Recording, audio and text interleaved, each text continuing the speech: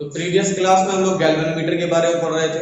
Galvanometer के बारे में मैंने बताया था क्या होता है गैल्वेनोमीटर, इसका कंस्ट्रक्शन हमने देखा, इसकी वर्किंग हमने देख ली और इसका कॉन्सेप्ट क्या था, इसका प्रिंसिपल क्या था वो हमने देखा था।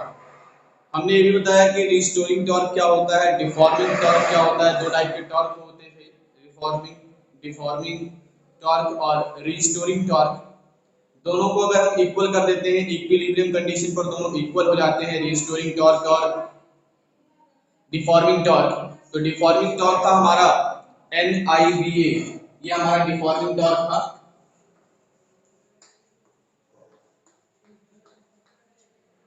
डिफॉर्मिंग टॉर्क था NIBA और जो रिस्टोरिंग टॉर्क था वो K अल्फा के बराबर।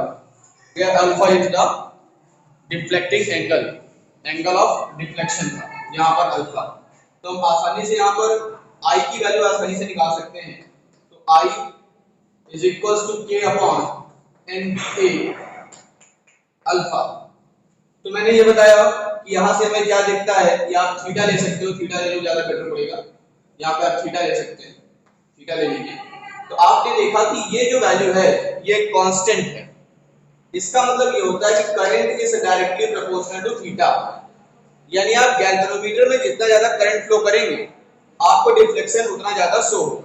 तो deflection is directly proportional to current, यानी गैल्वेनोमीटर में जो डिफ्लेक्शन शो होता है वो किसके अकॉर्डिंग शो होता है, करंट के अकॉर्डिंग शो होता है।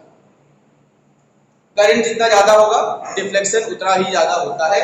ये हमें प्रूफ करने को मिल गया, ये वर्किंग था इसका, इस प्रिंसिपल पर ये वर्क करता है। फिर आज हम लोगों को पढ़ना था कि गैल्वेनोमीटर को एमीटर में और गैल्वेनोमीटर को वोल्टमीटर में कन्वर्ट कैसे करते हैं। Conversion of galvanometer into ammeter and conversion of galvanometer into voltmeter and that's it. इसके बाद ये चैप्टर कंप्लीट। तो इस चैप्टर का लास्ट टॉपिक हम लोग पढ़ने वाले थे। आज पढ़ेंगे conversion of galvanometer into ammeter and conversion of galvanometer into voltmeter. तो चलिए स्टार्ट करते हैं। Conversion of galvanometer into ammeter, यानी गैल्वेनोमीटर को एमीटर में कैसे बदलते हैं वो पढ़ते हैं। Conversion of galvanometer into ammeter. तो हम लोग क्या करेंगे, अब एमीटर में कन्वर्ट करेंगे गैल्वेनोमीटर। तो हम एक चीज जानते हैं हम लोग कि अगर गैल्वेनोमीटर एमीटर है, एमीटर क्या करता है, ammeter is an instrument which is used to measure current in current element, circuit element. किसी सर्किट एलिमेंट का करंट मेजर करने के लिए, किसी सर्किट के एलिमेंट का करंट मेजर करने के लिए हम एमीटर का यूज करते हैं। लेकिन एमीटर में वही करंट पास होनी चाहिए जो करंट उस सर्किट में पास हो रही हो। कहने का मतलब ये है कि अगर मान लीजिए एक सर्किट है, यहाँ पर एक रेजिस्टेंस लगा हुआ है और यहाँ पर हमने क्या लगा दिया, एक एमीटर लगा देते हैं। इसका वोल्टेज V था, इस पर रेजिस्टेंस R रेजिस्टेंस ये दिया हुआ है। तो अगर हमें इस रेजिस्टेंस पर करंट फाइंड करना है तो हमें क्या करना पड़ेगा, एमीटर को इसके सीरीज में लगाना पड़ेगा। क्यों लगाना पड़ेगा, क्योंकि हम ये पढ़ चुके हैं कि एमीटर जो है वो सीरीज में लगाया जाता है। क्यों सीरीज में लगाया जाता है, क्योंकि सीरीज में करंट वैल्यू चेंज नहीं होगी। यानी इस पर जो करंट पास होगी वही करंट इस पर भी पास होगी। लेकिन एमीटर का कुछ ना कुछ रेजिस्टेंस होता है। अगर हम एमीटर की जगह पर गैल्वेनोमीटर का यूज करते हैं, मान लीजिए हम गैल्वेनोमीटर लगा रहे हैं, यहाँ पर गैल्वेनोमीटर की हेल्प से हम क्या फाइंड करना चाहते हैं, करंट की वैल्यू फाइंड करना चाहते हैं। तो गैल्वेनोमीटर एक बहुत सेंसिटिव डिवाइस है जो छोटी करंट पर मैक्सिमम डिफ्लेक्शन शो कर देता है। यानी छोटी से छोटी करंट पर उसका डिफ्लेक्शन जो होगा वो मैक्सिमम हो जाता है।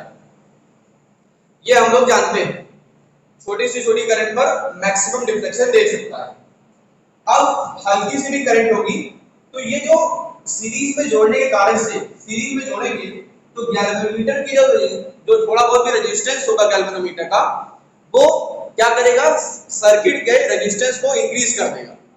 तो अगर सर्किट का रेजिस्टेंस इंक्रीज हो गया बेटा, तो जो वैल्यू एक्चुअल वैल्यू करंट की होनी चाहिए थी वो वैल्यू हमें एक्चुअल वैल्यू करंट की नहीं मिल पाएगी। तो अब क्या करें, अगर एक्चुअल वैल्यू करंट की नहीं मिलेगी तो हमें क्या चाहिए, क्या करना पड़ेगा, करना यह पड़ेगा कि इसका रेजिस्टेंस आपको कम करना पड़ेगा। इस गैल्वेनोमीटर का रेजिस्टेंस आप जितना कम कर देंगे इसमें से उतनी कम करंट पास होगी, ये करंट को कम से कम ले पाएगा, और जब करंट को कम से कम लेगा तो इसमें से हम मैक्सिमम करंट, जो करंट मेजर करनी चाहिए वो करंट हम इसमें मेजर कर सकते हैं। अब अगर हमें करंट रेजिस्टेंस को मिनिमम करना है, रेजिस्टेंस को कम करना है, इसके रेजिस्टेंस को हमें कम करना होगा, तो इसके रेजिस्टेंस को कम करने का तरीका क्या है, तो किसी भी रेजिस्टेंस को अगर कम करना हो तो उसके पैरेलल में एक लो रेजिस्टेंस लगा दीजिए, पैरेलल में एक लो रेजिस्टेंस लगा दीजिए। तो क्या करते हैं, गैल्वेनोमीटर के पैरेलल में एक लो रेजिस्टेंस हम जोड़ देते हैं, बहुत छोटा सा रेजिस्टेंस जोड़ देते हैं। इस प्रकार के अरेंजमेंट को, इस अरेंजमेंट को शंट कहा जाता है। क्या कहते हैं बेटा, इस अरेंजमेंट को शंट कहा जाता है, which is connected in parallel with the galvanometer, यानी गैल्वेनोमीटर के साथ लो रेजिस्टेंस पैरेलल वाइज जोड़ना शंट कहलाता है। तो हमने इसको कर दिया, शंटिंग कर दिया। अब ये क्या हो गया, कन्वर्ट हो गया गैल्वेनोमीटर में। गैल्वेनोमीटर जो था वो हमारा किसमें कन्वर्ट हो गया, एमीटर में कन्वर्ट हो गया। अब क्या होगा, यहां से मान लीजिए करंट आई आ रही, यहां पर भी करंट अब आई जाएगी, हमें वही करंट मेजर करना है जो इससे पास हो, हमें वही करंट मेजर करना है जो इससे पास हो रही है, आई से पास हो रही है, वो करंट हमें मेजर करना है। तो यहाँ पर करंट जाएगी, यहाँ पर जैसे यहाँ पहुंचेगी करंट यहाँ पर, तो यहाँ से करंट दो पार्ट्स में डिवाइड हो जाएगी। एक पार्ट होगा आई जी मान लेते हैं, और इसमें जो करंट जाएगी वो हो जाएगी आई माइनस आई जी। तो क्योंकि ये दोनों पैरेलल वाइज जुड़े हुए हैं, जी और एस यानी गैल्वेनोमीटर और शंट, ये दोनों पैरेलल में जुड़े हुए हैं, तो पैरेलल में जुड़े होने के कारण से इनका जो वोल्टेज होगा, पोटेंशियल डिफरेंस होगा, वो बराबर होगा।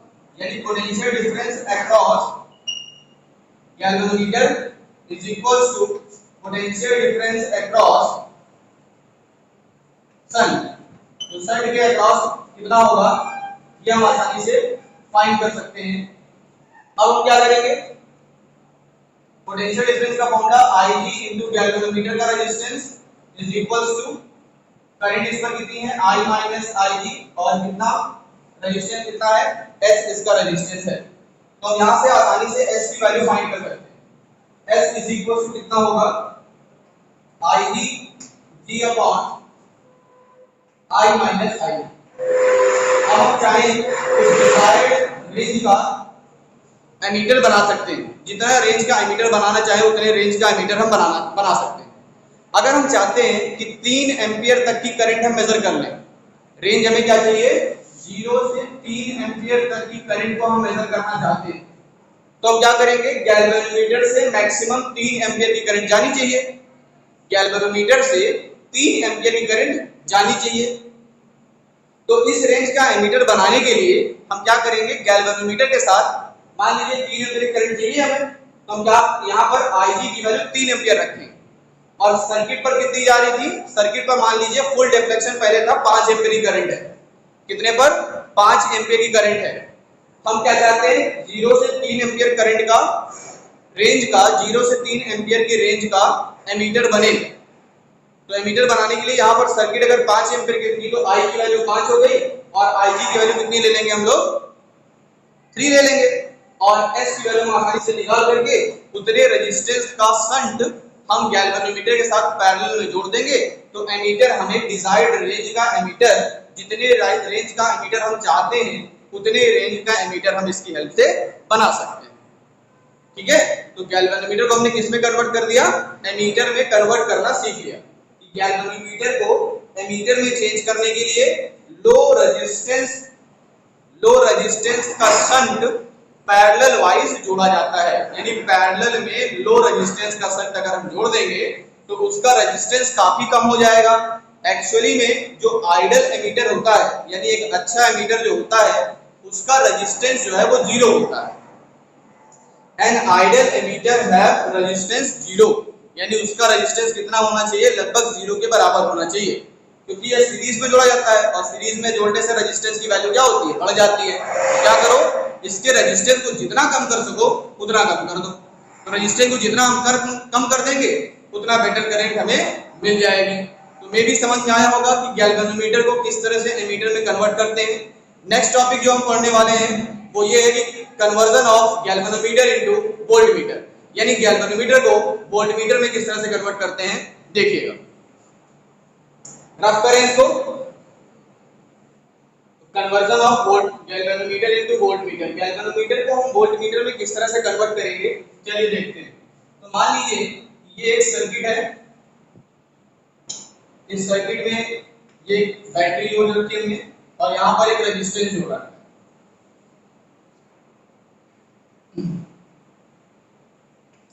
अब हम क्या करते हैं, वोल्टमीटर से अगर हमें वोल्टेज मेजर करना है तो हम ये पीछे पढ़ चुके हैं कि वोल्टमीटर को हमेशा जिस भी एलिमेंट का हमें पोटेंशियल मेजर करना है, जिस भी एलिमेंट का पोटेंशियल डिफरेंस मेजर करना है, तो वोल्टमीटर को हम किसमें सर्किट में जोड़ते हैं, पैरेलल वाइज जोड़ते हैं। तो हम क्या करेंगे, यहाँ पर गैल्वेनोमीटर को पैरेलली जोड़ लेंगे। अब हमने क्या कर दिया, गैल्वेनोमीटर को यहाँ पर पैरेलल वाइज जोड़ लिया। जैसे हम गैल्वेनोमीटर को पैरेलल वाइज जोड़ते हैं तो हम ये जानते हैं कि यहाँ पर पैरेलल होने की वजह से इसका पोटेंशियल डिफरेंस और इसका पोटेंशियल डिफरेंस तो बराबर हो जाएगा। बट पैरेलल में जुड़े होने की वजह से जब ये करंट आई यहाँ से चलेगी, जैसे यहाँ पर पहुंचेगी तो यहाँ पर करंट दो पार्ट्स में डिवाइड हो जाएगी। यहाँ पर करंट जो है दो पार्ट्स में डिवाइड हो जाएगी। आई करंट दो पार्ट्स में डिवाइड हो गई। अब ये जो करंट की वैल्यू, एक्चुअल वैल्यू आई जानी चाहिए थे इस रेजिस्टेंस पर, क्या अब रेजिस्टेंस पर उतनी ही करंट जाएगी? बिल्कुल नहीं जाएगी। क्यों? क्योंकि इसका कुछ ना कुछ रेजिस्टेंस होगा और इसका कुछ ना कुछ रेजिस्टेंस होगा। जब करंट की वैल्यू इसमें कम हो जाएगी तो इसका वोल्टेज भी कम हो जाएगा, यानी इसका पोटेंशियल डिफरेंस भी कम हो जाएगा, क्योंकि V IR होता है अकॉर्डिंग टू ओम्स लॉ। तो अगर ये पोटेंशियल डिफरेंस इसका कम हो गया तो एक्चुअल पोटेंशियल डिफरेंस जो ये मेजर करने आया था गैल्वेनोमीटर को जो हमने लगाया था, क्या वो एक्चुअल पोटेंशियल डिफरेंस मेजर कर पाएगा? जी नहीं सर, वो एक्चुअल पोटेंशियल डिफरेंस मेजर नहीं कर पाएगा। तो हम क्या चाहते हैं कि इस गैल्वेनोमीटर से कम करंट पास हो, लगभग 0 के बराबर। अगर इसमें से कम करंट पास होगी तो इसमें से मैक्सिमम करंट पास होगी और हमें जो पोटेंशियल डिफरेंस मिलना चाहिए था एक्चुअल में, वो पोटेंशियल डिफरेंस हमें आसानी से मिल जाएगा, क्योंकि इसका पोटेंशियल डिफरेंस और इसका पोटेंशियल डिफरेंस बराबर होता है, क्योंकि पैरेलल में जोड़े गए हैं। तो जो पोटेंशियल डिफरेंस इसका होगा वही पोटेंशियल डिफरेंस ये आपको मेजर करके दे देगा। तो काम ये है कि इसका रेजिस्टेंस हाई करना होगा। इसका रेजिस्टेंस आप हाई कर दीजिए, रेजिस्टेंस हाई होगा तो यहाँ से करंट मिनिमम जाएगी और करंट कम से कम जाएगी तो मैक्सिमम करंट R से गुजर जाएगी। और अगर मैक्सिमम करंट R से गुजरती है तो उसका पोटेंशियल लगभग चेंज ना के बराबर चेंज होगा। तो हम क्या करेंगे, अगर हमें वोल्ट गैल्वेनोमीटर को वोल्टमीटर में बदलना है, कन्वर्ट करना है, तो हमें क्या करना पड़ेगा, गैल्वेनोमीटर के साथ हाई रेजिस्टेंस का शंट सीरीज में जोड़ना पड़ेगा। जिस तरह से हमें एमीटर में बदलने के लिए लो रेजिस्टेंस के शंट को पैरेलल में जोड़ना पड़ा था, उसी तरीके से गैल्वेनोमीटर को वोल्टमीटर में चेंज करने के लिए हाई रेजिस्टेंस के शंट को सीरीज में जोड़ना पड़ेगा। इससे फायदा ये होगा कि I की वैल्यू ये हो गई, यहाँ से करंट जाएगी I माइनस IG और यहाँ पर करंट हो जाएगा I माइनस IG करंट हो जाएगी। तो क्योंकि इसका पोटेंशियल और इसका पोटेंशियल, दोनों का पोटेंशियल तो बराबर है, दोनों का पोटेंशियल क्या है, बराबर है। तो क्या करेंगे भाई, टोटल रेजिस्टेंस कितना हो जाएगा, टोटल रेजिस्टेंस कितना होगा, टोटल रेजिस्टेंस, तो टोटल रेजिस्टेंस हो जाएगा G प्लस S। वोल्टेज कितना है, V है, तो करंट कितनी होगी, IG is equals to V upon G plus S according to Ohm's law। IG is equals to V upon, अब यहाँ से हम S की वैल्यू निकालना चाहे तो हम S की वैल्यू निकाल सकते हैं, G plus S is equals to V upon IG। तो यहाँ से S की वैल्यू कितनी आ जाएगी, V upon IG minus G। तो यहाँ से हम S की वैल्यू आसानी से निकाल सकते हैं कि S की वैल्यू कितनी होगी, कितने ओम का हमें शंट लगाना पड़ेगा, ये हम आसानी से मेजर कर सकते हैं। वहां पर हमें कितने ओम का शंट लगाना था ये भी हम आसानी से मेजर कर पाए जब हमने एमीटर में कन्वर्ट किया, और वोल्टमीटर में भी जब कन्वर्ट करना था तो हम आसानी से ये फाइंड कर सकते हैं कि ये वैल्यू कितनी हो सकती है। कितना समझ में आ गया सबको?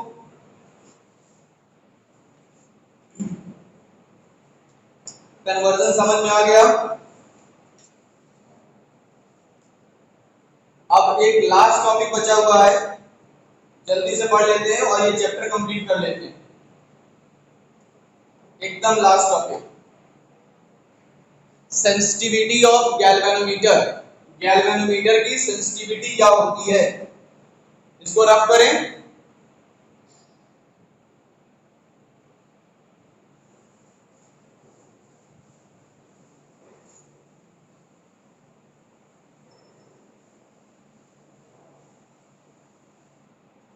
तो कोई गैल्वेनोमीटर सेंसिटिव कब कहलाएगा बेटा, कोई गैल्वेनोमीटर सेंसिटिव तब कहलाएगा जब स्मॉल से स्मॉल करंट में हमें मैक्सिमम डिफ्लेक्शन मिले, यानी गैल्वेनोमीटर का जो कांटा होता है वो छोटी सी छोटी करंट में ही मैक्सिमम डिफ्लेक्शन दे दे, पूरा का पूरा डिफ्लेक्शन दे दे, तो उस गैल्वेनोमीटर को हम सेंसिटिव कहते हैं।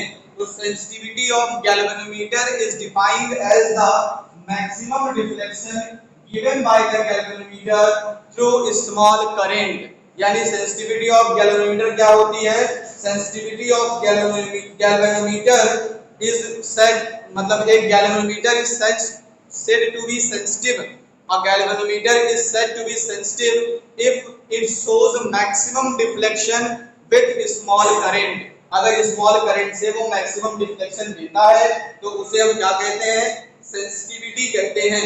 अगर हम इसमें सेंसिटिविटी की बात करें तो सेंसिटिविटी ऑफ गैल्वेनोमीटर पढ़ रहे थे, गैल्वेनोमीटर पढ़ रहे थे, तो हमने क्या किया, गैल्वेनोमीटर को कन्वर्ट किया, अभी मीटर में कन्वर्ट किया ना, तो मीटर से क्या मेजर करते हैं, करंट मेजर कर सकते हैं। तो हम क्या पढ़ेंगे, सबसे पहले करंट सेंसिटिविटी पढ़ेंगे। क्या पढ़ेंगे, करंट सेंसिटिविटी। तो करंट सेंसिटिविटी क्या होती है बच्चों, current sensitivity is the ratio of deflection.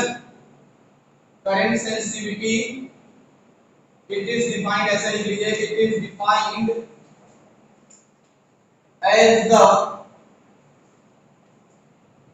as the ratio of deflection to the current,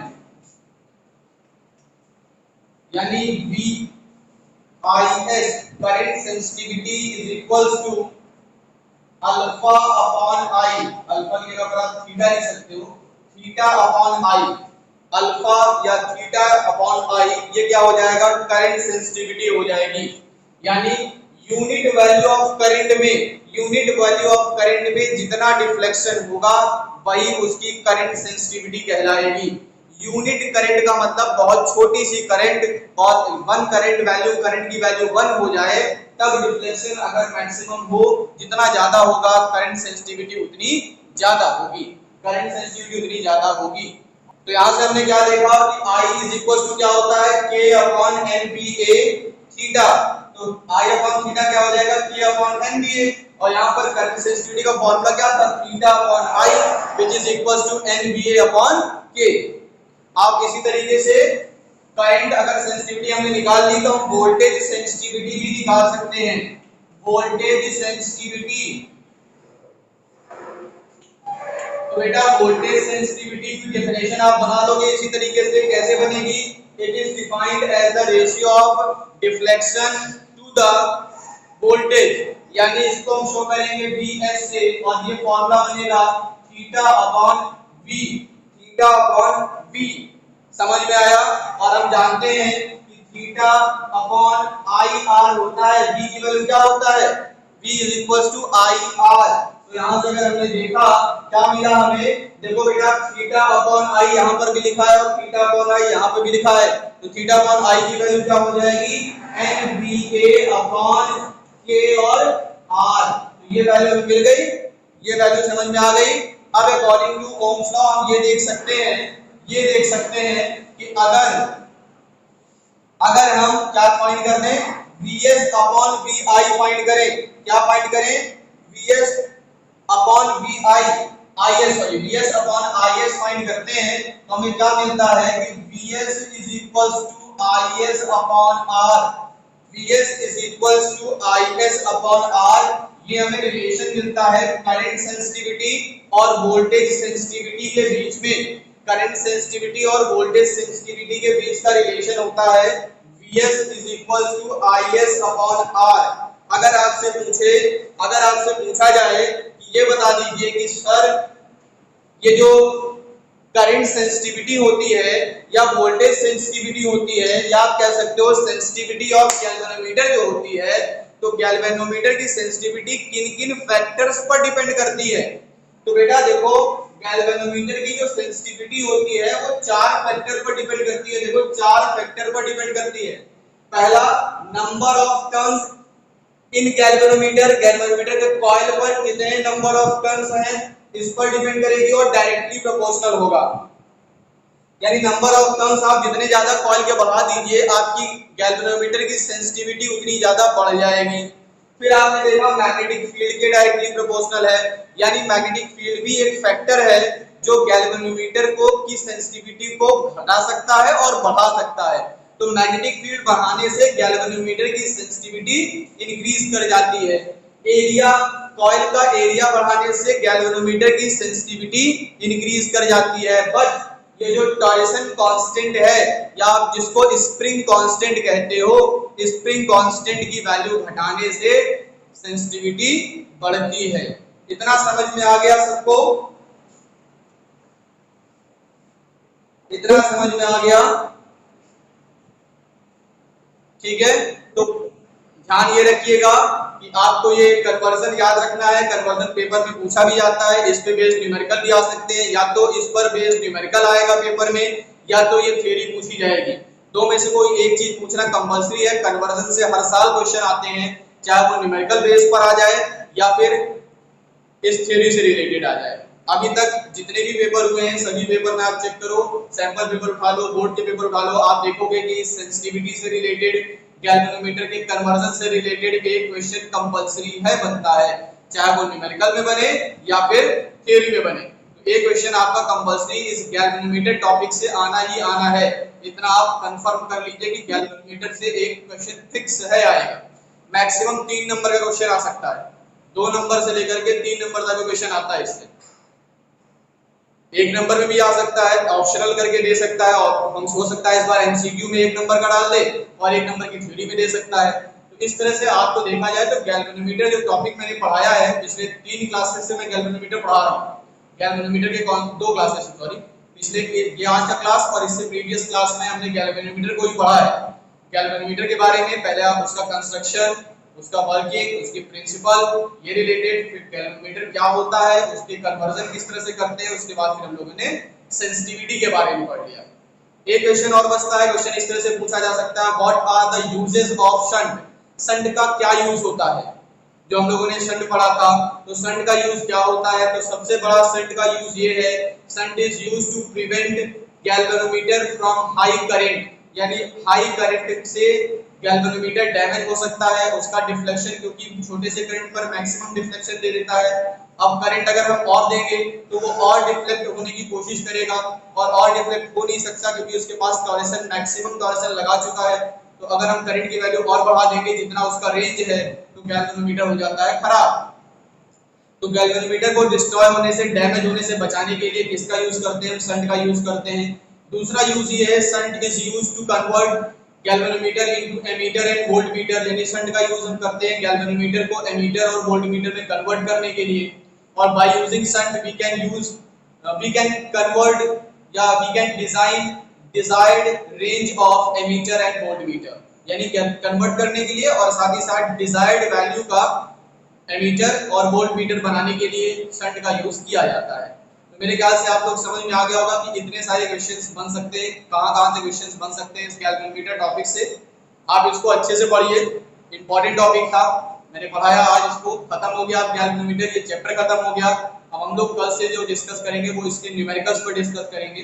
दो न्यूमेरिकल्स में कुछ न्यूमेरिकल्स आपको सेंड करूंगा आज पीडीएफ के फॉर्म में, आपके पास शाम तक आज न्यूमेरिकल आएंगे, वो ग्रुप में भेज दिया जाएगा। उस न्यूमेरिकल को आपको सॉल्व करना है, जो प्रॉब्लम क्रिएट होती है वो कल आप पूछ सकते हो।